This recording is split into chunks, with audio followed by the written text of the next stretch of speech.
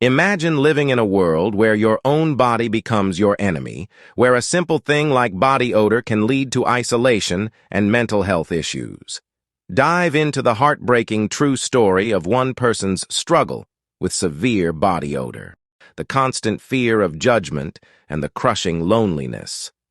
The book sheds light on the hidden symptoms and mental health issues that often accompany severe body odor. The harsh reality is that no amount of hygiene practices or diet changes can alleviate the problem, because severe body odor is often genetic. For anyone who has felt trapped by their own body, the foul body odor that almost killed me offers a raw and honest portrayal of resilience and the quest for understanding. Order your copy today. Link in the description. The other girls and I turned our noses up and looked around the water. Before we left the beach, I took another shower and put on some baby powder, deodorant, and clean clothes. We made it home at 8 p.m., and my daughter Sherry and I ate dinner, which my boyfriend had cooked. It was a humid night, so I opened the window and put Sherry to bed. I then watched TV with my boyfriend, whom I had been in a relationship with for 2 years. As we sat on the bed watching TV, the wind blew through the window, and again, I smelled the scent of musk coming off my body. I took a shower less than 2 hours ago and had not done any activity that would explain why I smelled overly musky. I thought to myself, I need to switch my deodorant. The next day, Sherry and I met up with a group of my friends for a party at my best friend Daisy's house. My girls and I were sitting outside on the porch, hanging out, when 3 guys we knew walked up and joined us. We were all joking, laughing, and having fun when one guy shouted, "One of you bitches needs to take a douche. It smells like fish out here." Everybody looked at me. I started looking around as if a dead fish were on the ground. Of course, the comment was disrespectful for him to make, but I grew up on the south side of Chicago, Englewood. Some guys say stupid things to be funny, so it was not a big deal. But I became embarrassed at that moment because I had been having some hygiene issues lately. I waited 5 minutes and left. When I got home, it was 5 p.m. I cooked dinner and awaited my boyfriend's return from work. As expected, he came in, ate dinner, and took his bath for the night. I calmly asked him to smell me. I put my chest up to his nose while I pulled my nightgown back. Page 3. Why do I stink? What, you smell musty, he said. I started crying. Why you crying? He asked. I told him I had just taken a bath and put on some deodorant and baby powder. I should not be musty, but I am. Why don't you just take another bath? I immediately thought about what that jerk had said earlier about someone needing to take a douche. The next day, I went to the doctor.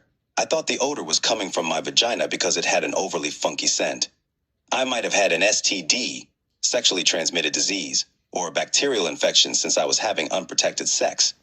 I informed my doctor of my predicament, and he performed a vaginal exam and diagnosed me with a bacterial infection. He prescribed me 14 pills to take for the next 7 days.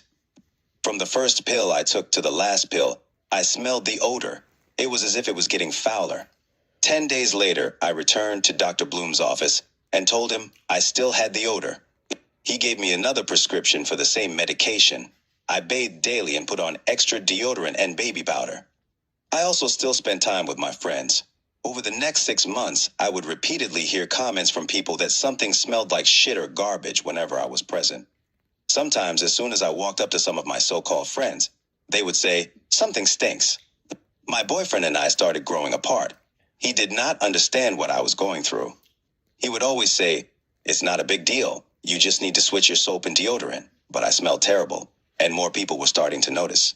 Page 4. The foul body odor. I visited Dr. Bloom 4 more times complaining about my vaginal odor. I informed him that people were commenting about how I smelled. At my request, he tested me for HIV and ran other tests, all of which came back negative. On one of my visits with Dr. Bloom, he sat in a chair in the examination room, writing something in my folder. "If the odor continues," he said as he took his finger and made a hand gesture, tapping his head as if to say the odor was in my head. I did not overreact. "The odor is not in my head. Other people smell me too." "Do you smell me?" I asked. "I have never smelled an odor from you," he responded.